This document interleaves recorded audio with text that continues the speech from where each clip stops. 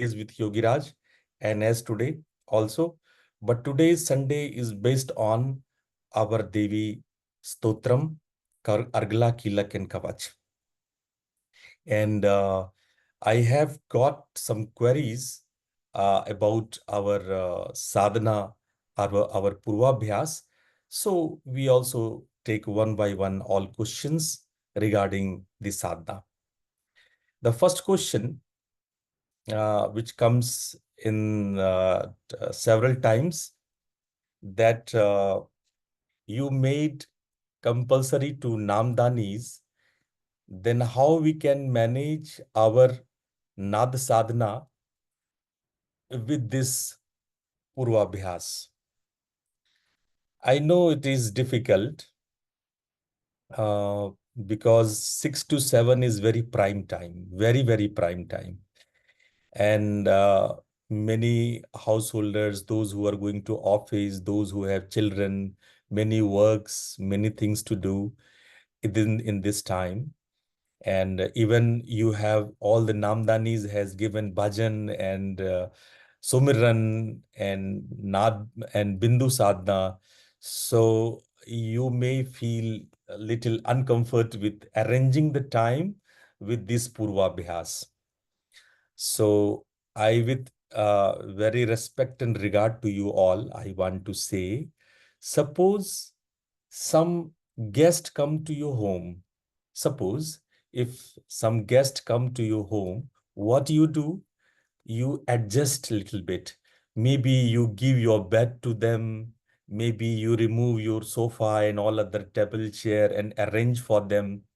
If some guest, a group of guests come to you, you arrange everything to make your lifestyle or your life process normal. Similarly, this is the time when Navratri as a guest is coming. So when Navratri is coming, so we have to rearrange our system, our daily life. So we have to woke up little bit early, half an hour early. You sleep little bit later, half an hour later. So you arrange a little bit to adjust the guest. Let me speak in Hindi. जब सवाल ये है कि अगर हम 6 से 7 बजे ये अभ्यास करेंगे तो बाकी जो हमारा मेन प्रैक्टिस है नाद साधना का, सुमिरन का, वो कैसे करेंगे? तो जैसे आपके घर में कोई अतिथि आते हैं तो आप अपने घर के व्यवस्था को थोड़ा सा बदलते हो। मान लो आप 2 कमरे में रह रहे हो, 4 लोग आ गए, तो क्या करते हो? कमरे में थोड़ा सा हेर फेर करते हो, बिस्तर को सेटल करते हो सकता है आप अकेले बिस्तर पे सोते हो तो 2 लोग सोएंगे अब, है ना? नीचे बिस्तर बिछाते हो, घर के सामान को खिसका करके अरेंज करते हो कि नहीं? उसी तरह साल में न्यूनतम 2 बार नवरात्रि आता है। तो जब नवरात्रि आएगा तो हम लोग क्या करेंगे? थोड़ा एडजस्ट करेंगे, थोड़ा पहले उठ जाएंगे, थोड़ा लेट में सोएंगे, थोड़ा आगे पीछे करके उसको सेटल करेंगे। माँ भगवती, ऐसा माना जाता है कि वो हिमालय से अपने मायके आती है नवरात्रि के दिनों में। पूरे बंगाल में ये मान्यता है। तो हम लोग ऐसे स्वागत करते हैं जैसे कोई हमारी माँ, हमारी बहन, मतलब वो लौट के अपने ससुराल से लौट करके मायके आई है, तो हम उनका पूरा स्वागत करते हैं। पूरे बंगाल में आप देखोगे पंडाल बनते हैं और बड़ी बड़ी दुर्गा की मूर्तियां सजाई जाती है और उनको वैसे ही सम्मान दिया जाता है जैसे कोई बेटी घर लौट के आई है, और उनको प्रॉपर स्थान दिया जाता है। तो similarly like that, we have to make some arrangements for her and nothing loss in that. थोड़ा कुछ नुकसान नहीं है, थोड़ा बहुत अरेंज करेंगे, यही तो गृहस्थ जीवन है। हम अपने गृहस्थ जीवन में क्या करते हैं? एडजस्टमेंट करते हैं। कभी बच्चे की कुछ डिमांड होते हैं, कभी और लोगों के कुछ डिमांड होते हैं परिवार के, हम लोग एडजस्ट करते हैं। लेकिन उस एडजस्टमेंट में हम लोगों की क्षमताएं बढ़ती है, हम लोग का हृदय विशाल होता है ना? तो उसी तरह से हम लोगों को जब भी नवरात्रि व्रत आए, नवरात्रि की साधना हो, तो कुछ एडजस्टमेंट्स करना चाहिए। अब आप में से बहुत लोगों ने पूछा कि इसका क्या लाभ होगा। लाभ बहुत है। वो माँ भगवती है, वो माँ है, वो केवल हमारी और आपकी नहीं, सबकी माँ है। तो जब वो माँ के आने का समय होता है, तो हम लोग को पूरे सम्मान, पूरा हृदय के साथ उनके आने की तैयारी करनी चाहिए, उनकी व्यवस्था करनी चाहिए। बहुत लोग अपने घर में मूर्ति स्थापित करते हैं, उनके लिए सेज बनाते हैं, उनके लिए चौकी चौका तैयार करते हैं, उसको माँ का चौका कहते हैं, पूरी व्यवस्था करते हैं। तो आप लोग भी अपने जीवन में माँ को स्थान दें, और माँ को जब स्थान देंगे तो माँ आपका कल्याण। अब माँ क्या करती है, अब पूछोगे, तो माँ माँ आपका पोषण करती है। माँ माँ आपकी करुणा की सहगामिनी होती है। माँ आपकी भावनाओं की सहगामिनी होती है। माँ माँ जो आपको गोद में रखती है, जो माँ आपको चलना सिखाती है। माँ माँ जो आपको हर वो कार्य में वो शक्ति, वो प्राण प्रदान करती है कि हम ज्यादा बेहतर हो सके। माँ हमेशा एक छत्र छाया की तरह हमारे जीवन में होती है, एक छतरी की तरह, चाहे वो हमें दिखे या ना दिखे। माँ माँ जो चिंता करती है, माँ जो हमेशा चिंतित होती है कि मेरा बच्चा ठीक से रहे, ठीक से खाए, ठीक से उसका जीवन भोग में बीते, मोक्ष मिले, घर को लौट के आए। माँ माँ जो हर वक्त अपना इंतजार करते हुए देखती है कि कब मेरा बच्चा मोक्ष भोग के लिए पृथ्वी गया है, कब वो मोक्ष प्राप्ति करके वापस मेरे आंचल में लौटेगा। माँ माँ जिससे हम केवल जन्म ही नहीं लेते हैं, हम मर के भी उन्हीं में विलीन होते हैं। माँ माँ से पूछते हो कि क्या लाभ है। लाभ लाभ तो हम दुनियावी चीजों में लाभ हानि देखते हैं कि क्या प्रॉफिट है, क्या लॉस है। माँ माँ तो अनंत है, माँ ही है। हम तो बस उनके अंश हैं, उनसे निकले हुए तृण हैं। इसीलिए ये प्रश्न बनता नहीं है कि लाभ क्या है।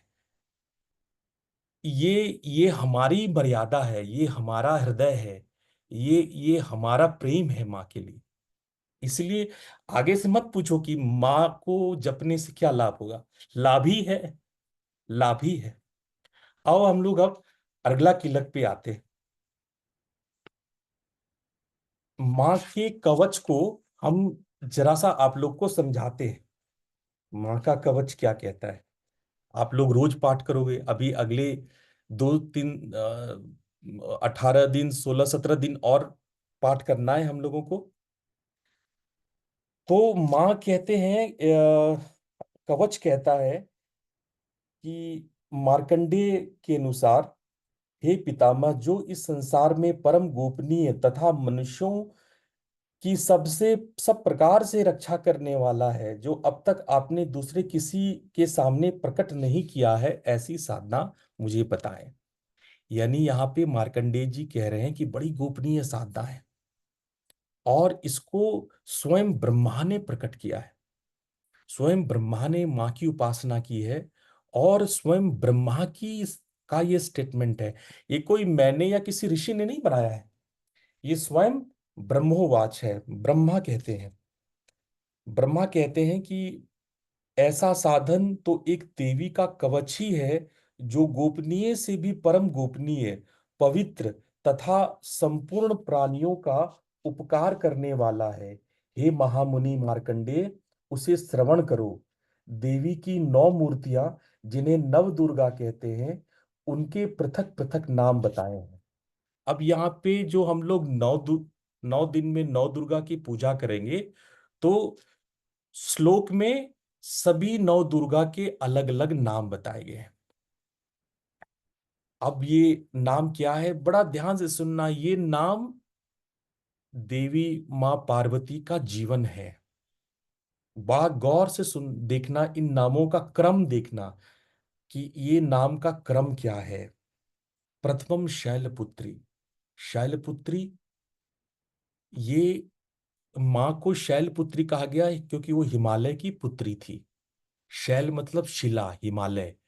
हिमालय की पुत्री होने के कारण उनका नाम पड़ा शैलपुत्री। तो देखो यहां पर वो एक बच्ची की तरह है। अभी यहां पर हम लोग पार्वती की कथा एक छोटे बच्चे से शुरू कर रहे हैं। शैलपुत्री जो एक एक एक एक जन्मी हुई बच्ची, हिमालय से जन्म हुई बच्ची है, यानी कि यहां हम छोटे बच्चे से शुरुआत कर रहे हैं। द्वितीय ब्रह्मचारिणी। ब्रह्मचारिणी कौन है? जब माँ अपने आ, अपने जैसे ही थोड़ी बड़ी हुई, किशोरी हुई, तो वो अपना आचरण सन्यासियों की तरह, ब्रह्मचारिणी, ब्रह्म की तरह ब्रह्मचर्या को अपना ली। बाकी लोग संसार को पूछते हैं, संसार में जाते हैं, संसार की उपलब्धियों की कोशिश करते हैं, और माँ किशोरी होते ही ब्रह्मचारिणी हो गई, ब्रह्मचर्य को उन्होंने अपना लिया। अब ये माँ छोटे बच्चे से किशोरी बन गई, अब ये थोड़ी बड़ी हुई और ये ब्रह्मचारिणी हो गई। वो ब्रह्म को की चर्या में उतर आई। फिर है कि तृतीय चंद्र घंटेती। जब वो युवती होती है तो वो चंद्रमा की तरह सुंदर और घंटे की तरह पवित्र आवाज वाली हो जाती है। उनके माथे पर उनकी तपस्या के कारण चंद्रमा, जैसे भगवान शिव के सिर पे चंद्रमा सुशोभित होता है, वैसे ही युवती मां पार्वती के सिर पे चंद्रमा सुशोभित होता है। इसका एक गहरा अर्थ भी है। इसका गहरा अर्थ ये है कि मां साधना में तीसरे नाम चंद्रावस्था को प्राप्त होती है और उनको घंटा शंख आदि सुनाई पड़ता है। ये हमारी साधना की यात्रा भी है। हमारी साधना भी इसी प्रकार होती है।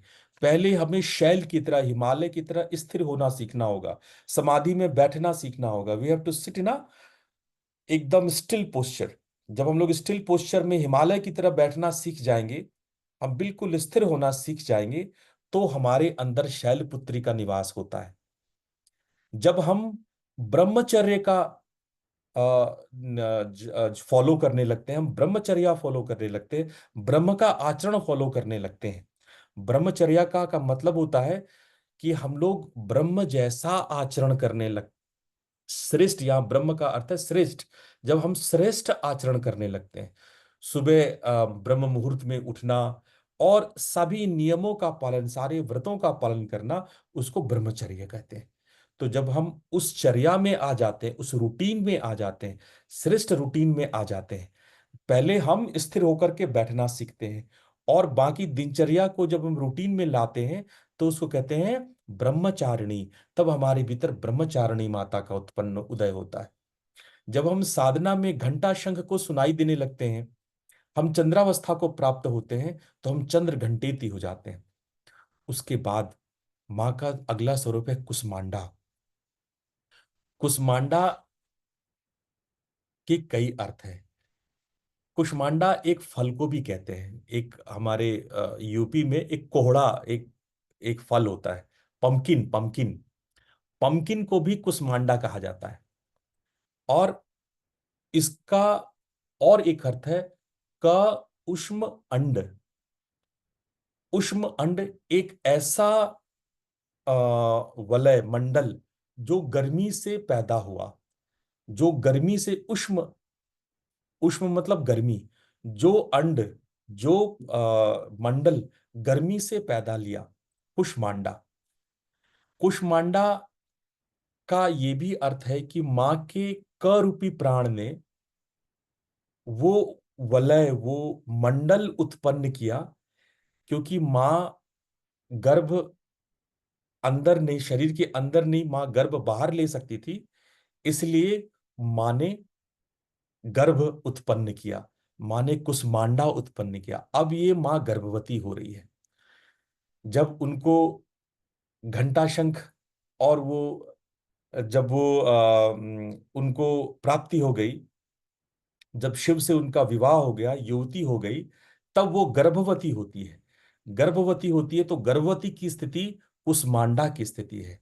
और साधकों के लिए ये वो स्थिति है जहां साधक अलग अलग मंडलों में प्रवास करता है, अलग अलग मंडलों में उसका स्थान होता है। पंचमम स्कंद मातेति। अब उसका पहला बच्चा होता है पार्वती का स्कंद। स्कंद नाम से पहला बच्चा होता है, उसका फर्स्ट बेबी होता है। अब देखो कैसे उम्र बढ़ रहा है, बच्चे शैलपुत्री से वो अब माता बन गई।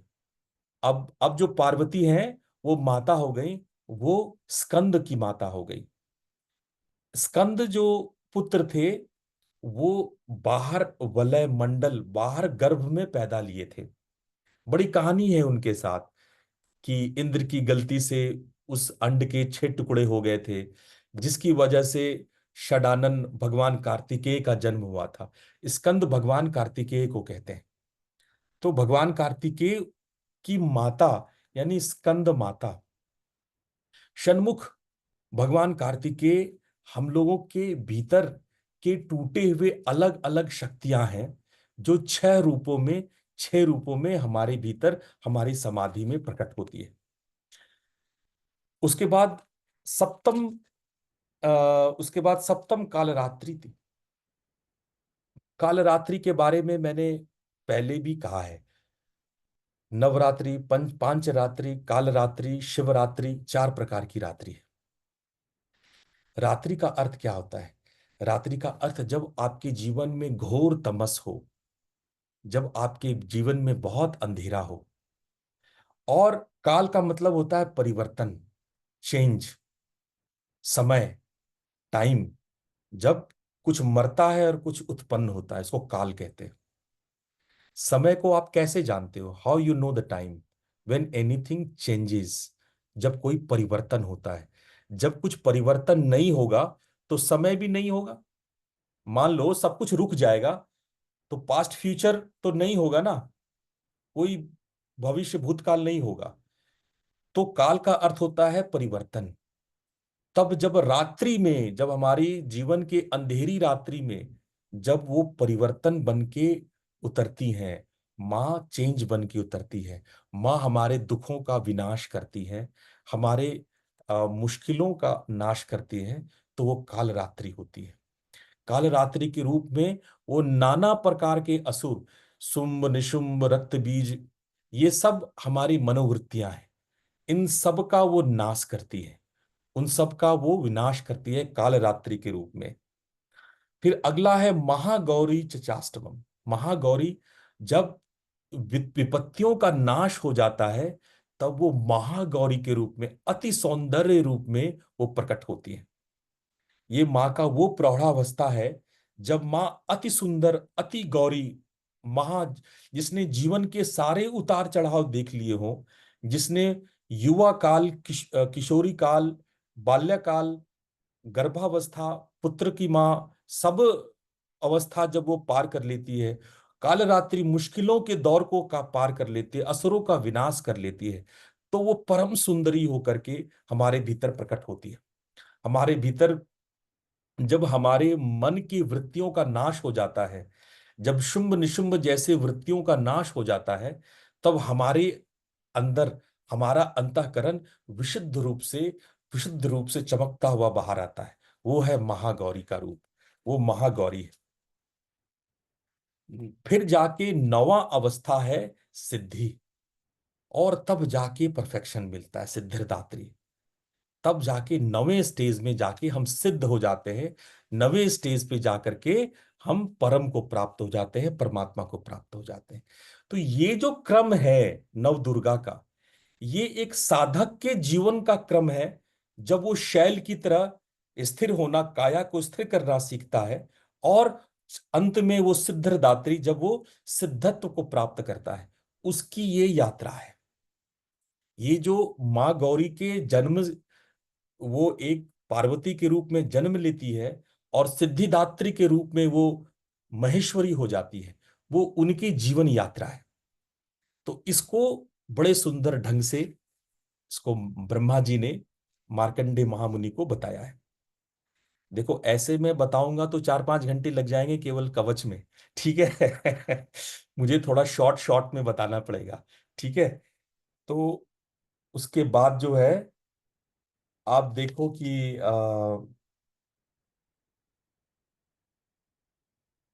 वो कहते हैं कि जो मनुष्य अग्नि में जल रहा हो, रणभूमि में शत्रुओं से घिर गया हो, विषम संकट में फंस गया हो, इसी प्रकार से भय से आतुर होकर जो भगवती दुर्गा की शरण में प्राप्त हो, उसका कोई भी अमंगल नहीं होता है। किसी भी प्रकार का प्रॉब्लम हो, माँ भगवती को याद करो। अच्छा, इसके बाद भगवती का ऐश्वर्य बताया गया है कि आगे के, मैं सारे श्लोकों को नहीं बताऊंगा, आप स्वयं पढ़ो, कहीं दिक्कत होगी तो मुझे बताना। आगे के श्लोकों में, आगे के 10 श्लोकों में भगवती का ऐश्वर्य बताया गया है कि भगवती कैसा आसन बनाती हैं, भगवती की मुखमंडल कितना प्रज्वल है, उनका पैर कहाँ है, उनके हाथ कैसे हैं।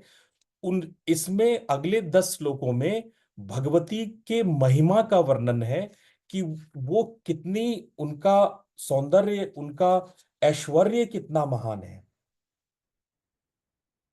और उसके बाद आप श्लोक नंबर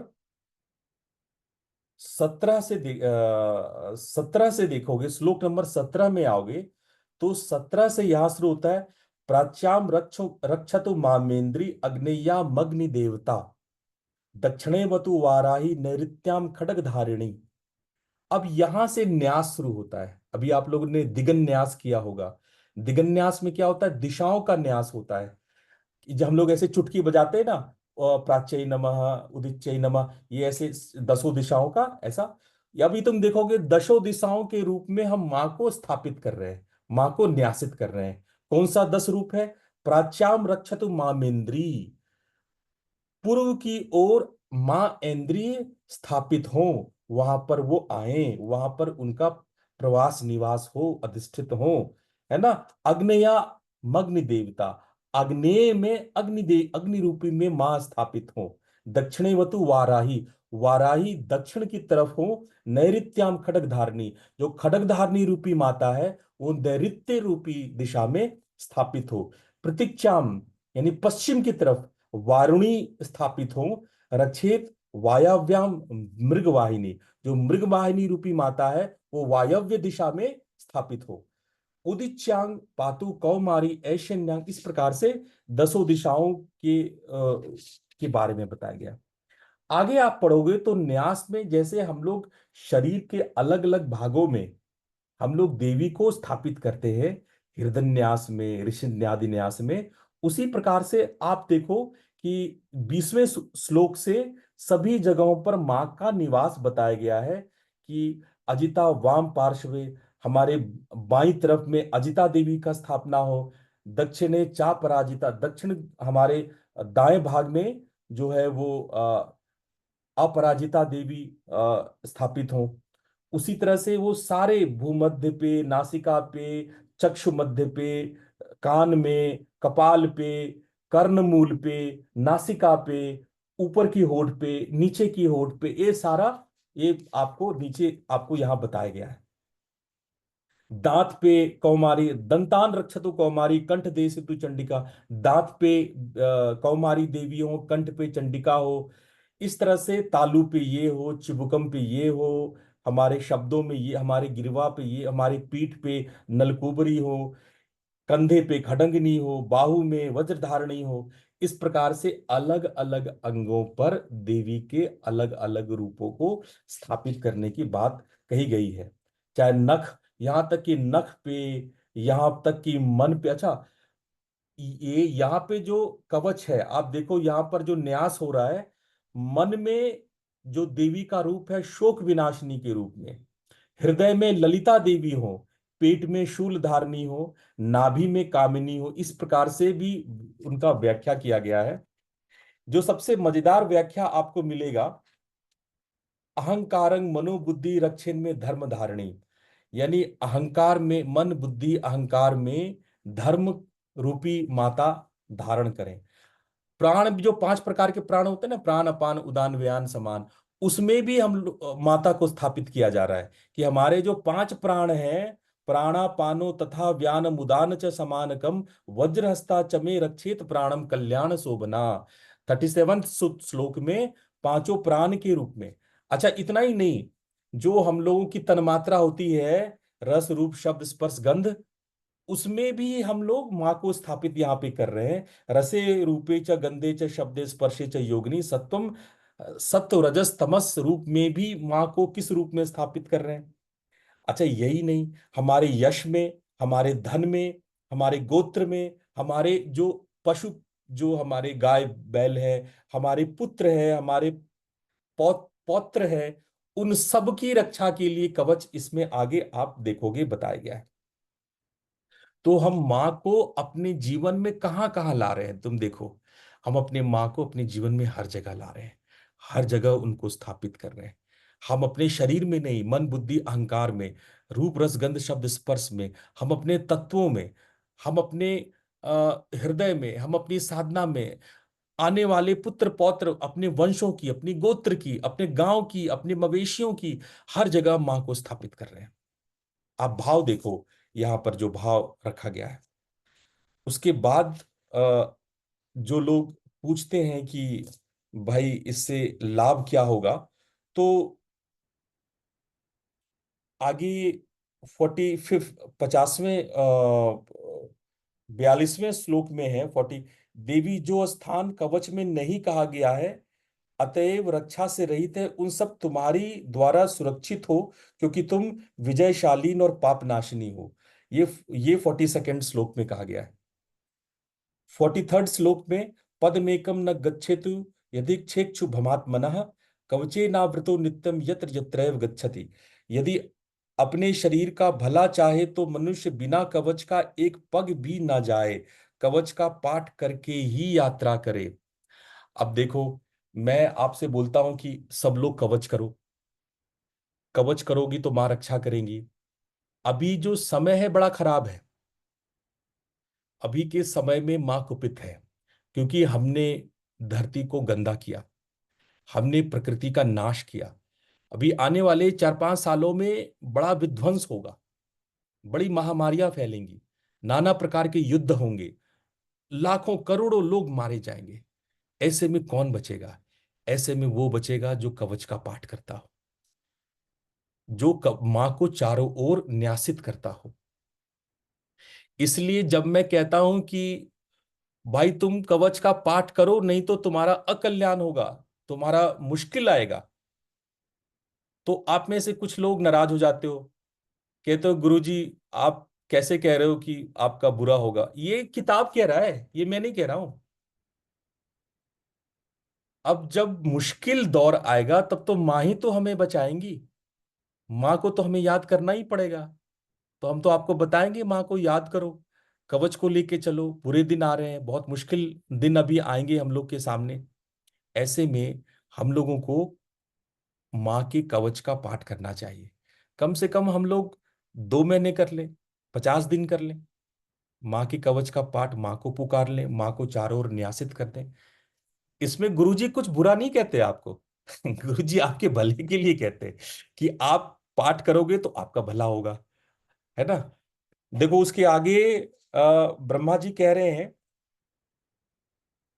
कि कवच द्वारा सब ओर से सुरक्षित मनुष्य जहां जहां भी जाता है वहां वहां उसे धन का लाभ होता है, तथा संपूर्ण कामनाओं की सिद्धि करने वाली विजय की प्राप्ति होती है। जिस जिस अभिष्ट वस्तु का चिंतन करता है उस उसको निश्चय ही प्राप्त कर लेता है। वह पुरुष इस पृथ्वी पर तुलना रहित महान ऐश्वर्य का भागी होता है। Number 43 and 44। अब बताओ इससे ज्यादा लाभ और क्या चाहिए? जो जो इच्छा करोगे वो आपको मिल। ये किताब, ये मैं नहीं, ब्रह्मा, ब्रह्मोवाच है, ब्रह्मा का वचन है। ब्रह्मा ये कह रहे हैं कवच से सुरक्षित मनुष्य निर्भय हो जाता है।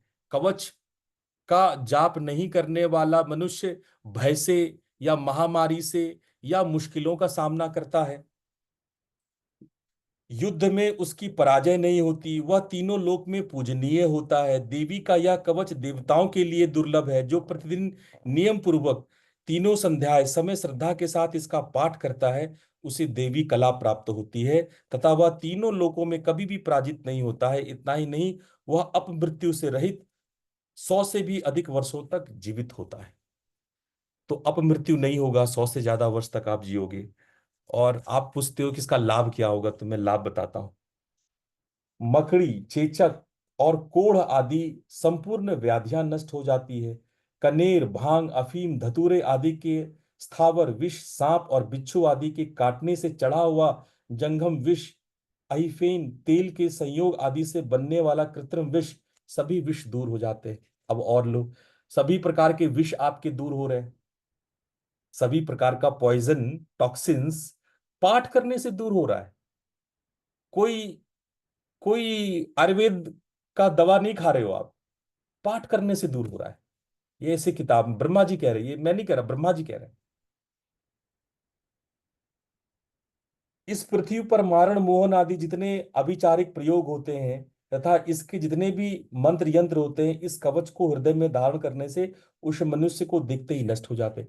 अब बहुत लोग, आप लोग कहते हो कि गुरुजी फलाने ने तंत्र कर दिया, फलाने ने मेरे ऊपर कोई टोना कर दिया, कोई टोटका कर दिया, किसी ने कुछ कर दिया। अब यहाँ पे ब्रह्मा जी कह रहे हैं कि जो कवच का पाठ करता है उस पर किसी का भी तंत्र काम नहीं करता, उसके तंत्र सारे टूट जाते हैं, सारे तंत्र खत्म हो जाते हैं। तो ये भी एक लाभ हो गया। और लाभ को सुनो,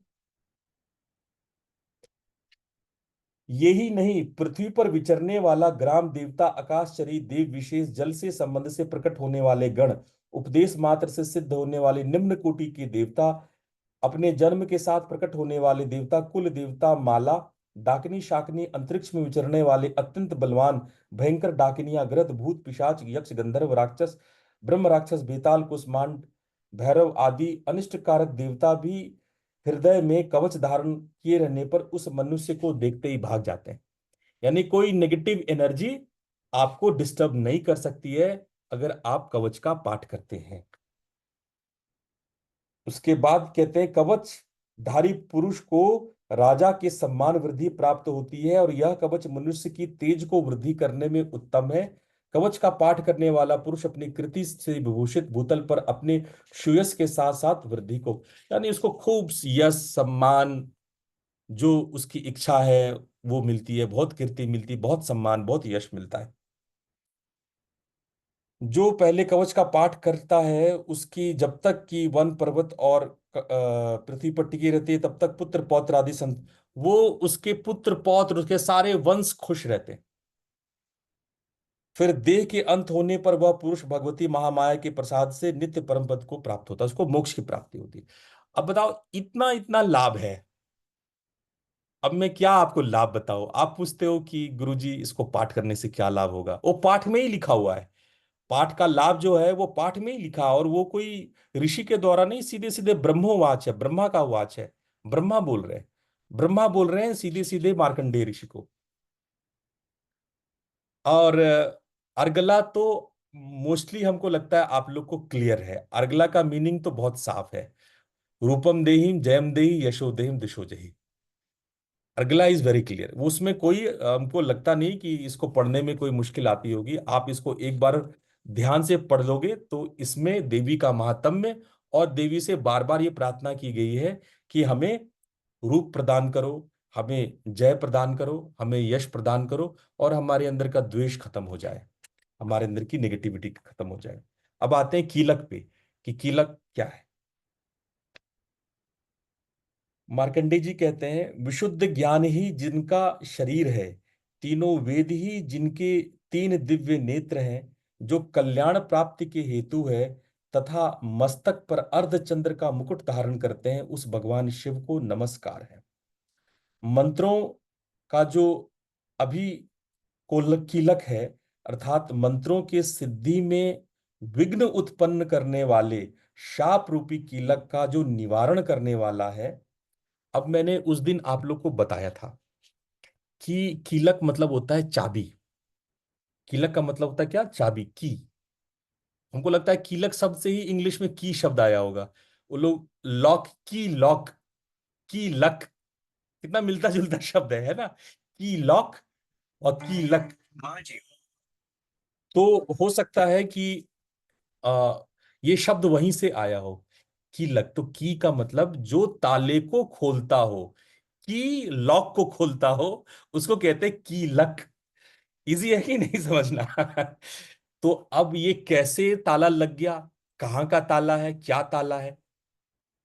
तो एक कथा सुनाता हूं। एक बार की बात है कि दुर्गा पाठ मार्कंडेय ऋषि ने तो उत्पन्न कर दिया, मार्कंडेय जी ने बना दिया। अब इसका प्रयोग करके बहुत सारे असुर दैत्य बहुत सारी शक्तियां अर्जित करने लगे, बहुत सारी शक्तियां अर्जित करने लगे। तो सभी लोग परेशान हो गए। तब उसमें से ऋषि विश्वामित्र ने कुछ जो मंत्र तुरंत शक्ति देता हो, तुरंत शक्ति, तुरंत उसका प्रभाव आता हो, उसको उन्होंने शापित कर दिया। यानी उसको उन्होंने कर्स्ट, उसको बांध दिया, उसको यंत्रों से बांध दिया। क्यों? ताकि केवल अधिकारी लोग ही उस मंत्रों का फायदा उठा सके, उस मंत्रों का जाप कर सके और उनको सिद्धियां मिल सके। वरना अगर असुर लोग जो उस योग्य नहीं है, जिनके अंदर में डिवोशन परमात्मा के लिए नहीं है, जिनके अंदर में नेगेटिव थॉट्स हैं, अगर ऐसे लोग इतने पावरफुल मंत्रों का जाप करके शक्ति पा जाएंगे तो बड़ा गड़बड़ हो जाएगा। तो ऋषि विश्वामित्र ने सारे मंत्रों को शापित कर दिया और उसमें से दुर्गा सप्तशती भी है। तो दुर्गा सप्तशती को शापित कर दिया। इसीलिए जब भी हम लोग दुर्गा सप्तशती पढ़ते हैं तो शाप विमोचन मंत्र पढ़ते हैं। ठीक दुर्गा सप्तशती से पहले हम लोग शापोद्धार मंत्र पढ़ते हैं। शापोद्धार के कई मंत्र हैं। उन मंत्रों में से जो सबसे प्रामाणिक मंत्र है वो है कीलक। ऐसे 5 शापोद्धार मंत्र कहलाते हैं। 5 मंत्रों को शापोद्धार मंत्र कहते हैं। उनमें से जो सबसे स्ट्रांग मंत्र है, जो वाराहोपनिषद में कहा गया है, वो है कीलक मंत्र। तो जब आप कीलक को देखेंगे तो उस ये वो चाबी है। इस मंत्र, ये बड़ा गोपनीय मंत्र है। ये तो अभी आप पाठ पाठ कर रहे हो। इसको पाठ कुछ खास यंत्र के साथ और कुछ खास विधि के साथ किया जाता है। जो आप में से अधिकारी होंगे उनको मैं सिखाऊंगा भी। ये कीलन अभी तो हम सिर्फ पाठ कर रहे हैं कि हाँ, मंत्रों का शापित प्रभाव हम पर ना पड़े, मंत्रों का दुष्प्रभाव ना पड़े, इसलिए कीलक पढ़ लेना चाहिए। दुर्गा सप्तशती से पहले कीलक पढ़ लेना चाहिए। लेकिन कीलक को पढ़ने का एक बड़ा गोपनीय, अति गोपनीय तरीका है जो गुरु शिष्य के माध्यम से सीखा जाता है। और गुरु केवल अधिकारी को ही वो भेद देते हैं कि हम किन यंत्रों को बना करके कीलक करें ताकि हम दुर्गा सप्तशती के वरदान का फायदा उठा सके। दुर्गा सप्तशती का मात्र एक बार पाठ कर लेते हो तो आपको कई वरदान मिल जाते हैं। लेकिन वो तो अब शापित है, वो तो विश्वामित्र के शाप से भरा हुआ है। तो इसको काटने के लिए कीलक का यंत्र मंत्र तंत्र के अनुसार अनुसंधान की जाती है। इसके लिए मातृका न्यास की जाती है। कई प्रकार के न्यास होते हैं जो कीलक के साथ की जाती है। तो अभी तो आप लोग सामान्य रूप से कीलक का पाठ कर लो, उतना ही पर्याप्त है। पर जो लोग दुर्गा सप्तशती के गहरे यंत्र तंत्र में उतरना चाहते हैं, उनको कीलक को किसी उत्तम गुरु से सीखना चाहिए। किसी गुरु से जो इसके भेद को जानता हो, इसके गोपनीय भेद को जानता हो, उससे जानना चाहिए। तो यहां पर लिखा गया है कि मंत्रों के सिद्धि में विघ्न उपस्थित करने वाले शाप रूपी कीलक का जो निवारण करने वाला है, उस सप्तशती स्तोत्र को संपूर्ण रूप से जानना चाहिए और जानकर उसकी उपासना करनी चाहिए। यद्यपि सप्तशती के अतिरिक्त अन्य मंत्रों के जप में जो भी निरंतर लगा रहता है वह भी कल्याण का भागी होता है। श्लोक नंबर 2। यानी कि इसके अलावा और भी शापोद्धार के मंत्र हैं। हमने बताया 5 शापोद्धार के मंत्र हैं, उसमें से कीलक प्रधान है।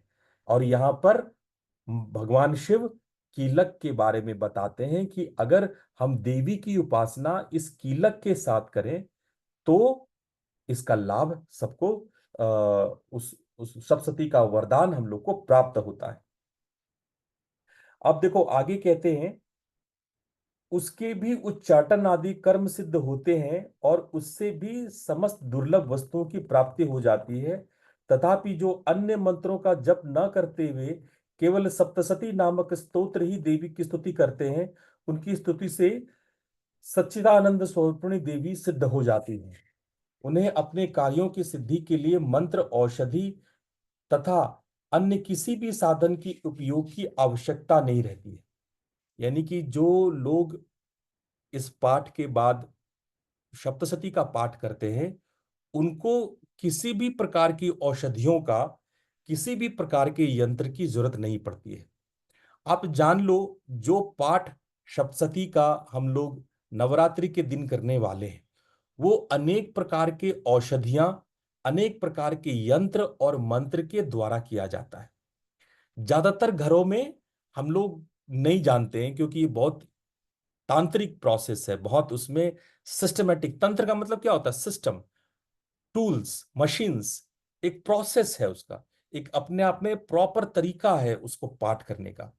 अगर उसी यंत्र के साथ, उसी मंत्र के साथ, उसी औषध के साथ हम अगर प्रॉपर वे में साधना करते हैं, तो हमें वरदान मिलता है। लेकिन यहां पे कहा जा रहा है कि अगर आप कीलक पढ़ लो और कीलक को ठीक ठीक से कर लो, तो आपको उन सब औषधियों, तंत्र मंत्र की आवश्यकता नहीं पड़ेगी। ठीक है, ये चौथे श्लोक में है। आगे लिखते हैं, इतना ही नहीं, उनकी संपूर्ण अभिष्ट वस्तुएं भी सिद्ध हो जाती है। लोगों के मन में शंका थी कि जब केवल सप्तशती की उपासना अथवा सप्तशती को छोड़कर अन्य मंत्रों की उपासना भी सामान्य रूप से कार्य सिद्ध होते, तो उसमें से श्रेष्ठ क्या है? लोगों की शंका को सामने रखकर भगवान शंकर के पास आए, जिज्ञासुओं को समझाया कि यह सप्तशती नामक संपूर्ण स्तोत्र ही सर्वश्रेष्ठ और कल्याणमयी है। अब ये देखो, शंका और समाधान। पांचवें में बड़ा सुंदर लोगों को शंका होता है। लोग कहते हैं कि इतना महान कवच है, इतना महान अर्गला है, इतना महान कीलक है, इतना महान रात्रि सूक्त है, इतना महान तंत्रोक्त सूक्त है, इतना महान देव्यर्थ सूक्त है, ये सब इतना महान है, तो फिर हम लोग सप्तशती का पाठ नहीं करते हैं, इसी को पढ़ लेते हैं, केवल अर्गला कीलक कवच पढ़ लेते हैं, है ना? अच्छा, बहुत लोग ऐसा भी करते हैं। बहुत लोग दुर्गा सप्तशती पढ़ने का तो बहुत लोग के पास टाइम नहीं रहता है, उसको पढ़ने में 3 घंटे लगेंगे। पूरा दुर्गा सप्तशती का पाठ करोगे तो 3 घंटे लगते हैं। तो वो 3 घंटे का पाठ करने को कौन करेगा? तो लोग कवच अर्गला कीलक पढ़ लेते हैं बस, बोले इतना भी पढ़ लिए, चलो हो गया, मामला हो गया। तो देखो, ये कीलक में ये सवाल हमारा आपका नहीं है, ये भगवान शिव के पास लोग गए, भगवान शिव के पास ये समस्या लेके गए कि भगवान जी आप बताओ कि ये दुर्गा सप्तशती पढ़ना जरूरी है कि केवल कवच कवच पढ़ ले, कीलक कीलक पढ़ ले, अर्गला अर्गला पढ़ ले, काम चल जाए? सप्तशती पढ़ना अगर सप्तशती ये इतने महान है, तो हम लोग केवल यही पढ़ लेते हैं सप्तशती। तो भगवान शिव क्या कहते हैं? जिज्ञासुओं को समझाया कि यह सप्तशती नामक संपूर्ण स्तोत्र ही सर्वश्रेष्ठ और कल्याणमयी है। ये जो 700 श्लोकों का सप्तशती है, ये मूल मंत्र, ये तो मेन है, यही कल्याणकारी, ये तो मेन है। तदंतर भगवती चंडिके के सप्तशती नामक स्तोत्र की महादेव जी ने गुप्त कर दिया। सप्तशती के पाठ से जो पुण्य होता है, उसकी कभी समाप्ति नहीं होती, किंतु अन्य मंत्र के जपजन्य पुण्य की समाप्ति हो जाती है। तो अगर ऐसा है कि तुम्हारे पास समय नहीं है, तो कोई बात नहीं, सप्तशती का पाठ मत करो, लेकिन अर्गला कीलक और कवच का पाठ करो। लेकिन ये, इसका लाभ आपको अनंत अनंत काल तक नहीं मिलेगा, इसका फल आपको अनंत काल तक में नहीं मिलेगा। इसका फल आपको लघु यानी छोटे रूप में, त्वरित यानी कि जल्दी में खत्म हो जाएगा। इसीलिए हर बार आपको पढ़ना पड़ेगा, हर रोज आपको पढ़ना पड़ेगा, हर नवरात्रि में आपको पढ़ना पड़ेगा, है ना? लेकिन अगर विधि से आपने सप्तशती का पाठ जीवन में एक बार कर लिया, पूर्ण पूर्ण विधि के साथ, तो वो अनंत अनंत काल तक फलदायी है। लेकिन आप विधि पूर्वक नहीं करते हैं, आप केवल पाठ पाठ कर लेते हैं। तो इसीलिए आप लोग को हर नवरात्र में करना चाहिए, हर नवरात्रि में इसका पाठ करना चाहिए। तो वही आगे भगवान समझाते हैं कि अन्य मंत्रों का जप करने वाला पुरुष भी यदि सप्तशती के स्तोत्र और जाप का अनुष्ठान कर ले, तो वह पूर्ण रूप से कल्याण का भागी होता है, इसमें तनिक भी कोई संदेह नहीं। लेकिन अगर सप्तशती के साथ आप अर्गला कीलक कवच इत्यादि को भी पढ़ लेते हो, तो वो निश्चित रूप से कल्याणकारी है। बिना आप यंत्र मंत्र के भी अगर आप अर्गला कीलक कवच के साथ जितने भी आगे पीछे श्लोक होते हैं, रात्रि सूक्त है, तंत्रोक्त सूक्त है, देवी रहस्यम है पीछे, है ना। इन सब का आप अगर एक साथ पाठ कर लेते हो तो भी वो कल्याणकारी है, इसमें कोई किंचित संदेह नहीं है। जो साधक कृष्ण पक्ष की चतुर्दशी अथा अष्टमी को एकाग्रचित होकर भगवती की सेवा में अपना सर्वस्व समर्पण कर देता है और फिर प्रसाद रूप में ग्रहण करता है, उसी पर भगवती प्रसन्न होती है, अन्यथा उनको प्रसन्नता नहीं प्राप्त होती है। इसीलिए ऐसा कहा गया है कि कुछ विशेष दिन नवरात्रि के दिन में, चतुर्दशी और अष्टमी के, कृष्ण के अष्टमी में, जो कृष्ण पक्ष होता है उसका अष्टमी, कृष्ण पक्ष का चतुर्दशी, इसमें जो लोग कीलक का पाठ करता है उस पर भगवती अत्यंत प्रसन्न हो जाती है, अत्यंत खुश हो जाती है। बाकी दिनों में प्रसन्न हो ना हो, पर जो अष्टमी और चतुर्दशी, कृष्ण पक्ष के अष्टमी और चतुर्दशी में पाठ करता है, कीलक उस दिन सबसे शक्तिशाली होता है। कीलक का प्रभाव उन दिनों में सबसे शक्तिशाली होता है। इस प्रकार सिद्धि के प्रतिबंध रूप में कील के द्वारा महादेव जी ने इस स्तोत्र को कीलित कर रखा है।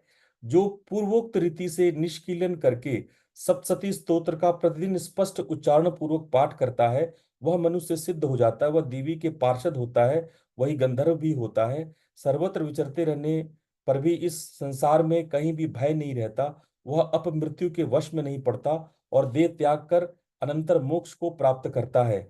अतः कीलन को जानकर उसका परिहार करके ही सप्तशती का पाठ करें। तो सप्तशती का पाठ तब करना चाहिए जब आप कीलक पढ़ें और आप उस शाप को निष्किलित करें, उस शाप के प्रभाव से अपने आप को बचा लें। इसीलिए हम लोग कीलक पढ़ते हैं कि सप्तशती के ऊपर जो प्रतिबंध, जो कीलक लगाया गया है, उसको निष्कीलक कर सके, उसको हटा सके। ठीक है। उसके आगे स्त्रियों में जो कुछ सौभाग्य और दृष्टिगोचर होता है वह देवी के प्रसाद का फल है। अतः कल्याणमयी स्तोत्र का सदा जप करना चाहिए। इस स्तोत्र का मंद स्वर में पाठ करने से स्वल्प फल की प्राप्ति होती है, उच्च स्वर में पाठ करने पर पूर्ण फल की प्राप्ति। अच्छा, ये बात देखो, बड़ा मजेदार है।